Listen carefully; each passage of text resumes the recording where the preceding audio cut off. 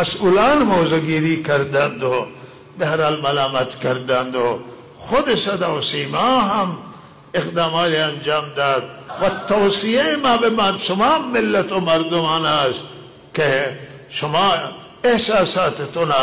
بهرحال کنترل کنید و آرامشتون حفظ کنید، چرا که اینا همین هدف دارند که مسائل مذهبی رو تحریک کنند و با گلالوت کنند این افراد تندرو و افراطی و ماهی بگیرند. اینا یا آدمان تندند خیلی یا نه آدمان باهوشند و عوامل بیگانه هستند و میخوان اینجا برای بیگانگان کار کنند و مشکلات درست بکنند برای کشور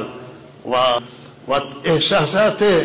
مذهبی نباید تحریک بشوند، چرا که تعصبات که تحریک بشه جنون در مردم پیدا میشه، نوع دیوانگی در مردم میآید و لحاظا این به ضرر هر ملک و هر ملت و هر قوم ہے.